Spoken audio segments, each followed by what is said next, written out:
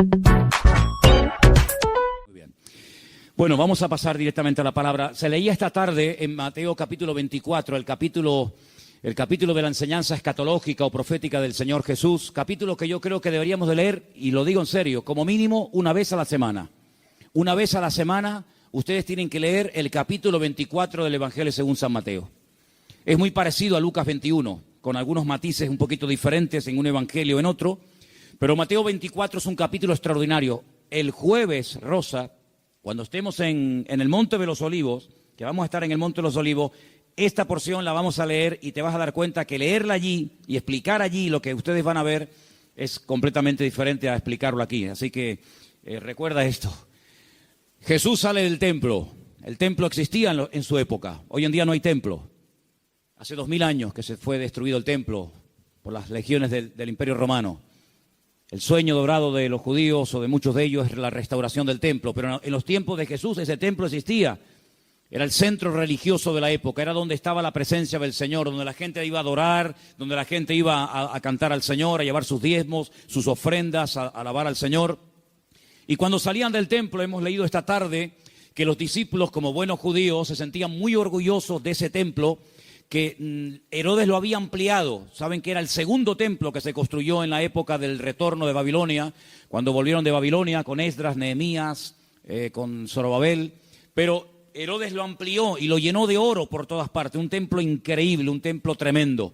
Los romanos se quedaron sorprendidos cuando lo vieron, dijeron, los judíos son un poco tontos, construyen un templo tan grande y está vacío, no tiene ningún ídolo dentro. Es que Dios no es un muñeco que se pueda hacer de oro, de plata o de piedra, ¿verdad? Y cuando salían del templo, los discípulos le muestran al Señor las maravillas de ese templo, lo grande que era, lo enorme que era, lo hermoso que era, y el Señor les da un golpe bajo. El Señor le dice, observarlo bien, mírenlo bien, porque en menos de una generación no quedará piedra sobre piedra de este templo. Efectivamente, 37 años después de lanzar esta palabra profética, 37 años después, el templo quedó totalmente destruido hasta este momento. Desde el año 70 después de Cristo hasta este momento, no hay templo en Jerusalén. Se cumplió literalmente la palabra.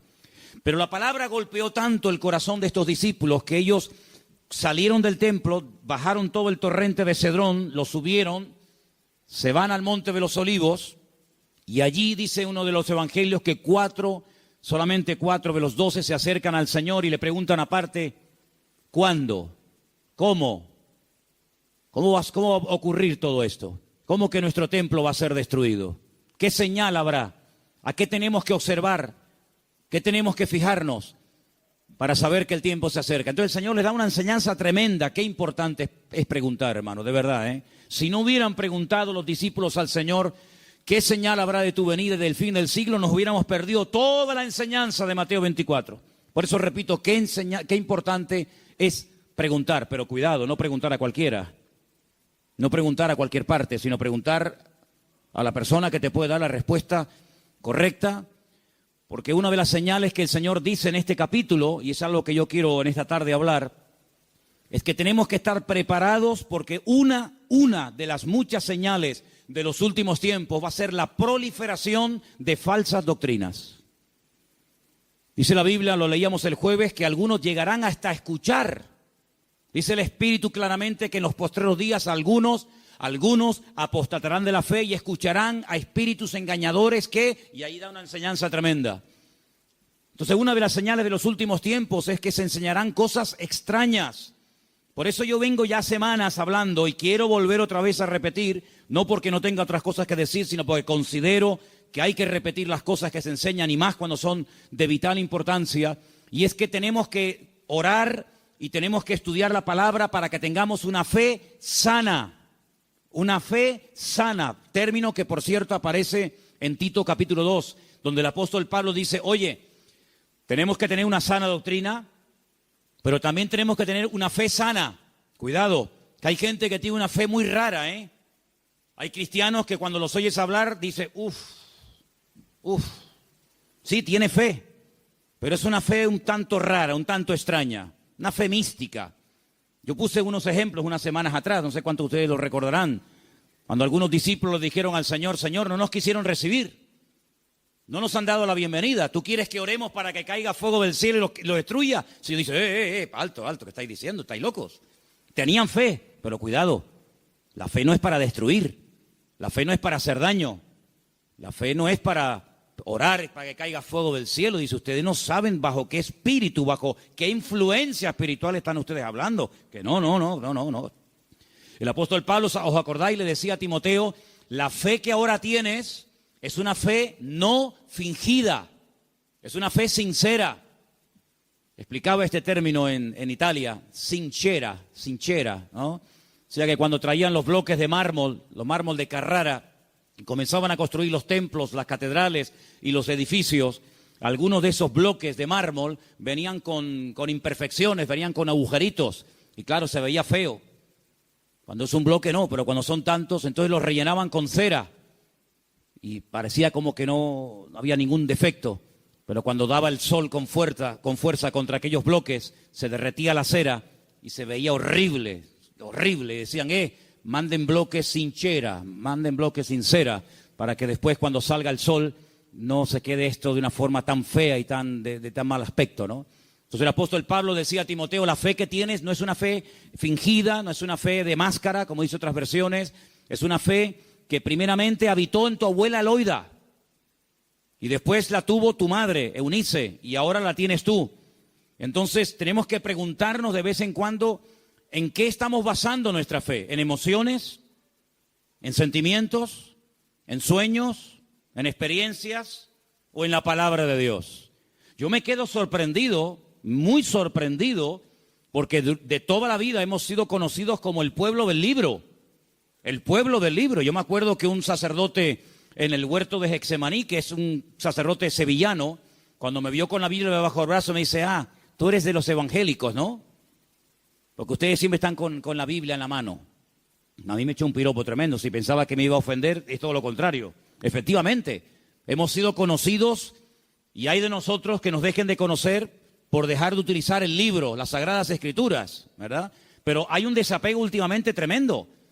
Claro, se ha metido la gente en el mundo del internet y se ha metido en los cultos a distancia y se ha metido por aquí y por allá, que han entrado en las iglesias cosas pero muy, muy raras, muy extrañas. El jueves les conté algunas cosas que he visto ahora. He visto allí en Milán, donde he estado ahora mismo. Creyentes que están asustados, creyentes que si la maldición, que si... Pero vamos a ver, hermanos, pero dice la Biblia que somos más que vencedores, que mayor es el que está en nosotros que el que viene contra nosotros. Creyentes que solamente desde que yo conocí ahora un matrimonio de hermanos de Ecuador que llevaban más de 10 años en esa congregación y dice, hermano, nos ha impactado mucho cómo usted la palabra. Y le digo, bueno, es que yo predico de la palabra. Y dice, es que yo hace años que no escucho un mensaje de la palabra. Digo, bueno, ¿y usted qué escucha entonces? Pues dinero, pide, y dame. Digo, pero eso no es evangelio. Eso no es el evangelio. Yo no sé de dónde se han sacado esas enseñanzas. Hay predicadores que solamente tienen un tema monográfico, solamente saben pedir y no hablan de Cristo, no hablan del amor, no hablan del infierno, no hablan de la ira de Dios, no hablan del cielo, no hablan de la salvación. No, solamente tienen una obsesión y claro, prosperan, pero ellos, los demás no, solamente prosperan ellos. Y se autofinancian con su don y se pegan la gran vida asustando y manipulando y tergiversando la Escritura. Y esto hay que denunciarlo. Ya está bien de hacer el tonto, ya está bien de decir, bueno, es que son siervos de Dios. No son siervos de Dios. Ellos se llaman siervos de Dios, pero la mayoría de ellos utilizan el púlpito para pegarse la gran vida y lo último que hacen es predicar la palabra, cosa que deberían de haber hecho siempre toda su vida. Y una de las cosas que tenemos que tener bien claro en los últimos tiempos es que van a proliferar falsas enseñanzas y falsas doctrinas. Y los sobreénfasis, qué peligrosos son los sobreénfasis, hermano. Déjeme que me explique. Tenemos que predicar todo el consejo de Dios. ¿Cuántos dicen amén? Toda la palabra de Dios. No podemos estar todos los días comiendo espagueti por la mañana, espagueti por la noche, Pero hermano, está bien, a mí me gusta la pasta, pero de 365 días comiendo lo mismo. Pues cuánta gente, hermanos, solamente saben un tema y lo sacan de ese tema y no saben nada. Que si el dinero, que si las profecías. ¿Sabe cuánta gente, hermano, van a las congregaciones para que alguien ore por usted y le den una palabra y le den una profecía? Mire, me leí hace unos días la biografía de la señora White. Madre mía, pero es un disparate. Una señora que dice que llegó a tener 2000 visiones y sueños proféticos. 2000. Y cuando murió, dejó más de 70 libros. Los disparates que esa señora enseñó. Claro, le dan un sobreénfasis a qué, al día de reposo. Sí, pero es que espérate un momento, es que la Biblia no solamente el día de reposo. Hay otras muchas cosas. Si te crees que porque guardas esto y no cumples con todo lo demás, te vas a salvar, te equivocas, amigo. Es como las iglesias que están todo el día, hablan lengua, y venga a hablar en lengua, y venga lengua, y venga profecía, y venga a hablar en lengua. Pero hijo, vamos a ver. El apóstol Pablo decía, y si alguien entra en una iglesia y ve a todo el mundo hablando en lengua, ¿qué van a decir? A ver, dígalo usted. ¿Usted qué diría? ¿Que están locos? Pero ¿cuántas iglesias son así? ¿Cuántas iglesias son así que parecen locos? Yo fui hace muchos años a una congregación en Las Palmas, y bueno, yo estaba predicando, y en medio de la predicación se levantaba la gente, se caían ahí al suelo y empezaban a gritar y a revolcarse, y yo decía, ¿qué le pasa a esta gente? Entonces yo miré al pastor que estaba allí y le digo, ¿qué le pasa? Dice, no, es el poder de Dios. Digo, ¿cómo es el poder de Dios? Pues si está haciendo el perro. Estaba haciendo el perro. Y el otro en la esquina poniendo un huevo. Digo, ¿pero qué poder de Dios? La Biblia dice en Romanos 12 que el Señor es nuestro culto racional. Por favor, que parece, damos una imagen, nosotros no, gracias a Dios, pero ¿cuántas iglesias dan una imagen al mundo de que son locos? Y ya está bien, hermano, de callarnos, y ya está bien de decir, bueno, son así. No, son barbaridades que avergüenzan al evangelio. Y tenemos que denunciarlo, porque el que sabe hacer lo bueno y no lo hace, es copartícipe con eso. No les contaba el jueves que acabo de conocer ahora a un pastor en Milán que se tira en la plataforma cuando llega el momento de la ofrenda y le dice a la gente que lo tienen que tapar con dinero. ¿Pero cómo? Sí. Él dice, no, mira, aquí todavía se me ve algo de tela, tienen que tapármelo. Increíble. Un pastor que la congregación un día le regaló un coche, cogieron una ofrenda en la congregación, le regalan un coche al pastor y a los 2 días se sube al púlpito y dice, hermano, Dios me ha dicho, mentira, Dios no dijo nada, eso es falso, pero él dice, Dios me ha dicho que este no era el coche que ustedes tenían que regalarme, era uno más grande y superior. Y la gente tan tonta va, lo cambian y le compra uno más grande. Y yo le decía, pero ¿ustedes qué hacen allá adentro? ¿Por qué no se le va a hablar, salgan corriendo? Eso no es iglesia, eso no es nada, eso es un circo.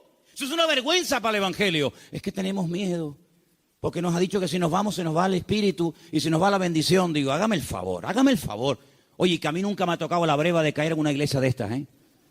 A mí nunca me ha tocado una breva de estas. Siempre, de verdad, a mí me toca una iglesia de estas y es que me voy al Antiguo Testamento con la espada y el arco. Increíble, hermanos. Entonces tenemos que retornar a la palabra de Dios es nuestra base. No podemos entrar en locuras, en disparate. Todo lo que usted pueda pensar, soñar, sentir o lo que sea, si no va de acuerdo 100% con la palabra, no es de Dios.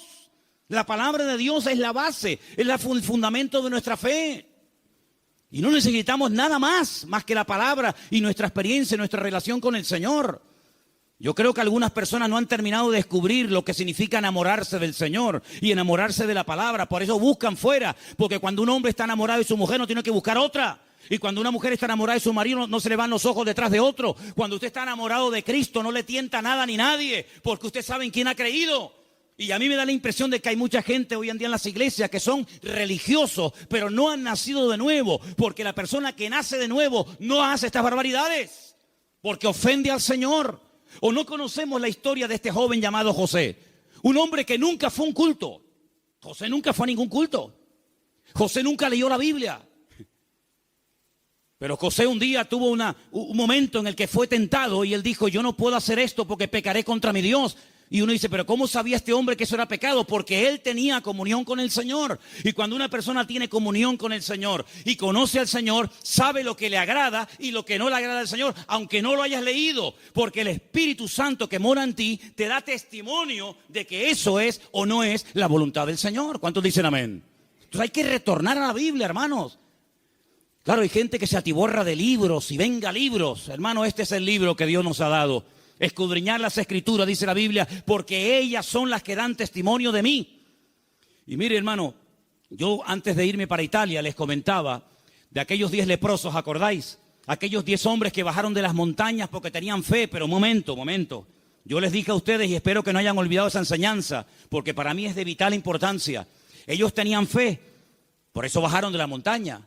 Ellos tenían fe, por eso clamaron al Señor. Pero el Señor no los sanó así instantáneamente, sino que el Señor les dijo, id y mostraos a los sacerdotes. Ellos no sintieron nada, ellos no vieron nada, ellos seguían estando leprosos, pero ellos en obediencia se ponen a caminar y mientras caminan, automáticamente se produjo el milagro. Por eso, ¿se acuerdan cuando yo les dije que fe más obediencia es igual a la bendición de Dios?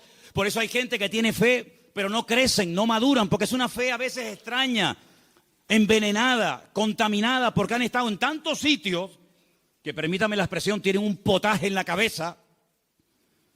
Pero cuando usted conoce al Señor y a su palabra, y usted tiene una fe sana, bien encaminada en las cosas del Señor, usted sabe que la fe, si no tiene obras, y la fe, si no obedece al Señor, no sirve de nada. ¿Cómo usted va a pretender, con la fe que tiene, viviendo en desorden, sin poner en práctica los mandamientos del Señor, que Dios le bendiga? Primeramente tendrá que ponerse en orden para que el Señor pueda hacer maravillas en su vida. ¿Y cuántos creyentes en las iglesias son una cosa aquí y fuera son otra? Sí, tienen fe, pero el testimonio que dan es pésimo. Bendito sea la palabra cuando el Señor dice a través de la boca de Pablo, no me avergüenzo del Evangelio, porque es poder de Dios. Espero que el Evangelio no tenga que arrepentirse y no tenga que avergonzarse de la conducta que está llevando fuera. Porque aquí todos somos muy buenos, aquí todos levantamos las manos, o el que quiera, y aquí todos somos muy santos. Pero, ¿y por fuera? Porque a mí de qué me sirve que vengas aquí, gloria a Dios y aleluya, si luego en la calle eres un desorden y vives en pecado, estás viviendo en adulterio, estás viviendo en fornicación, tienes un mal testimonio en la familia. No, tienes que plantearte tu relación con Dios. ¿A qué vienes aquí? ¿A cambiar o a qué?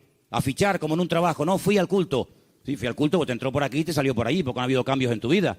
Esta es una iglesia donde queremos que la gente venga, gloria a Dios, sí, pero que vengan a cambiar. Y que sepan que aquí no vamos a estar con tontería ni con experiencias extrasensoriales, sino que aquí te vamos a llevar a la palabra. Y la palabra te va a hablar y el Espíritu va a hablar a tu corazón. Y en cuanto veamos cosas extrañas que no son de Dios, pues te las tendremos que decir. Y claro, algunos esta cosa no lo entienden y dicen, no, es que aquí no hay amor.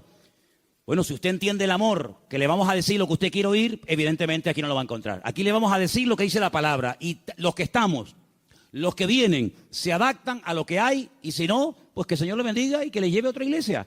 Pero aquí no vamos a ceder ni un milímetro por agradar los oídos, por tener mucha gente, porque si tener mucha gente significa bajar el listón de la santidad de Dios, amigo, hasta ahí hemos llegado. La palabra dice que sin santidad nadie verá al Señor. Me da igual si es fulanito de tal, don fulano de tal. Sin santidad nadie verá al Señor. Es que yo canto, que me da igual. El diablo canta mejor que nosotros. Sin santidad nadie verá al Señor. ¿Qué es santidad? Vivir como Dios manda. Es que yo no quiero vivir como Dios manda. Pues a ver lo que haces. A ver lo que haces. Porque tarde o temprano te vas a sentir confrontado con la palabra. Claro, la carne siempre te va a decir que no pasa nada. ¿No se lo dijo Satanás a Eva? ¿Qué le dijo Satanás a Eva? ¿Por qué no comes? Y dice, porque Dios me ha dicho que si como muero. ¿Y qué le dijo Satanás? No, que eso no es así. Tú no vas a morir, come para que veas. Y le creyó al diablo. ¿Y cuántas veces creemos que Dios está equivocado, que es injusto con nosotros, cuando la palabra del Señor nos dice que en los últimos tiempos el enemigo va a ser tan sutil que muchas veces le va a permitir a la gente tener esa falsa seguridad de creer que estoy en desorden y en pecado, pero Dios me va a bendecir igual? No, mi amigo. Las consecuencias, tarde o temprano, de una vida en desorden son terribles, porque la paga del pecado ha sido y es y será siempre la muerte. ¿Cuántos dicen amén? Hay tres cosas que tenemos que tener claro a estas alturas. Primero, ¿a qué nos ha llamado el Señor? ¿A qué nos ha llamado el Señor? ¿Tú sabes la tranquilidad que tú tienes en tu corazón cuando tú sabes a lo que te ha llamado y a lo que no te ha llamado el Señor? No tienes que estar imitando a nadie. No tienes que viajar por el mundo entero buscando el sistema, el método en Colombia, en Venezuela, en Cuba, en Puerto Rico, en Toronto. Yo no tengo que ir a ninguna parte. Lo que dice la Biblia, entra en tu aposento y tu Padre que te ve en lo secreto te recompensará en público. Claro, es más fácil coger un avión y irte a Corea, a ver lo que hacen los coreanos. Es mucho más fácil coger un avión y pagarte el pasaje como Jonás, que preferiría pagar el pasaje, ¿verdad? Y mantener la rebeldía que dar marcha atrás. Es mucho más fácil coger un avión y decir, a ver, una iglesia que esté creciendo mucho, a Nigeria, ahí nos vamos todos. Ahora a Pensacola, ahora a Toronto, ahora Hermanos, a donde tenemos que ir, dice el Señor, venid a mí los trabajados y cargados, que yo os haré descansar. ¿Cuántos dicen amén? Entonces, tener claro a lo que nos ha llamado el Señor y a lo que no nos ha llamado. No hay una iglesia 100% completa. Yo les digo, esta iglesia no es completa. Tenemos muchas carencias. No somos una iglesia fuerte en misiones. No tenemos misioneros ahora mismo en el mundo. Tenemos un montón de carencias. Pero creemos que hay un área en la que el Señor nos puede utilizar. Pero hermanos, hay congregaciones que pretenden hacerlo todo. Lo entienden todo, lo saben todo. Y la Biblia nos enseña que somos un cuerpo y que nos necesitamos los unos de los otros. Y capaz que lo que el Señor nos ha dado, tal vez no lo tenga el hermano de la esquina, pero el hermano de la esquina seguro que Dios le ha dotado con algo que nos hace falta a nosotros. Y así nos complementamos y trabajamos en el mismo sentir, en un cuerpo en el Señor. ¿Cuántos dicen amén? Nuestra identidad, ay hermano, la identidad. Esto es algo que trae de cabeza a miles de personas. Porque la gente tiene que tener una identidad. Y si no la encuentran en la casa, la va a encontrar en el fútbol. Y si no, en cualquier otro lado. ¿Nuestra identidad? ¿De dónde viene nuestra identidad? Nuestra identidad viene de Cristo. Nuestra identidad viene del Señor. Yo no tengo que ponerme ahora todo el cuerpo lleno de tatuajes para sentirme, digamos, querido y respetado por un cierto sector de la sociedad. No. ¿Sabes qué? Yo he sido aceptado por Cristo tal y como soy, con mis defectos, con mis virtudes y con mis debilidades. ¿Cuántos dicen amén? Ahora, si usted tiene complejos, si usted no se termina de aceptar a sí mismo, pues usted no va a crecer y usted no va a madurar hasta que tú no le des gracias a Dios por el cuerpo que tienes y le digas gracias, Señor, porque tú me hiciste así. Usted no va a poder disfrutar de la vida. Su identidad tiene que venir de la fuente. ¿Y cuál es la fuente de la que bebemos? Nuestro Señor Jesucristo. Eso nos ayuda a descubrir nuestras limitaciones. Eso nos ayuda a saber lo que tenemos y lo que no tenemos. ¿Han oído el pasaje del libro de los Hechos cuando dice la Biblia que a la hora de la oración subían Pedro y Juan al templo a orar y dice que había ahí un mendigo que les pidió limosna? Lo conocéis, ¿verdad? Conocido. ¿Qué le dijo Pedro al paralítico? No tengo. ¿Qué?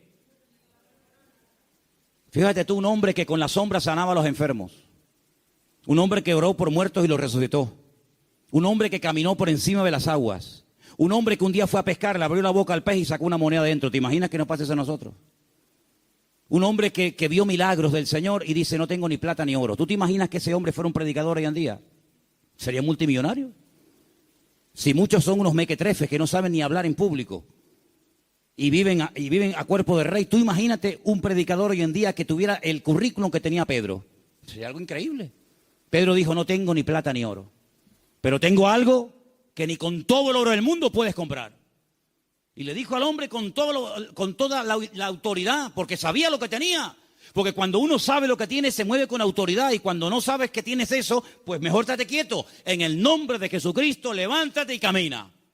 Y el Señor hizo un milagro tremendo. Entonces las iglesias, los creyentes hoy en día, tenemos que saber a lo que Dios nos ha llamado. Tenemos que saber lo que tenemos y lo que no tenemos.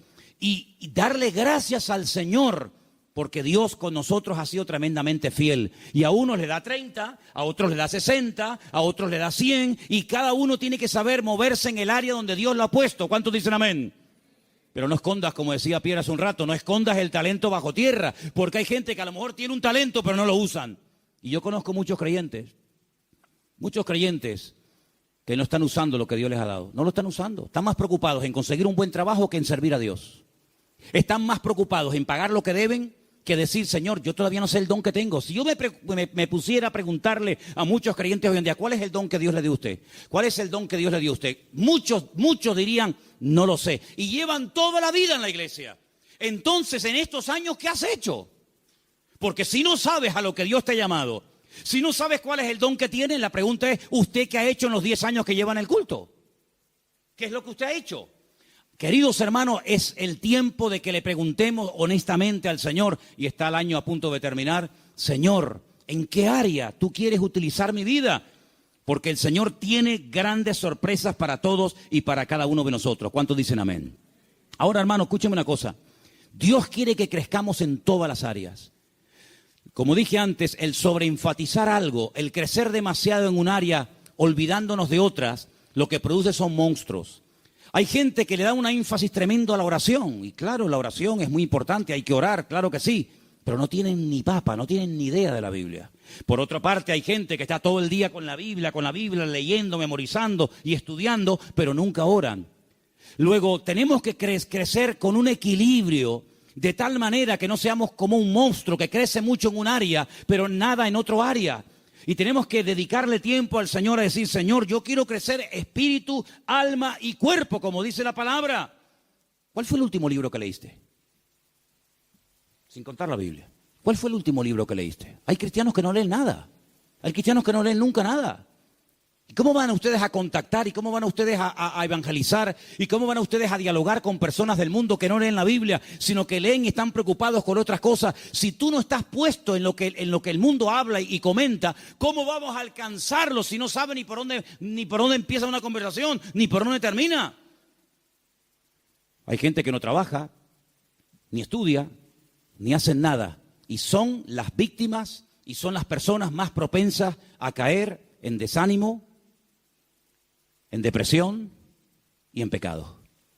Una vez leí un refrán, no es bíblico, pero decía algo así como: Satanás busca a una persona desocupada para darle una ocupación. Grandes hombres de Dios a lo largo de la historia no cayeron en el campo de batalla mientras servían al Señor.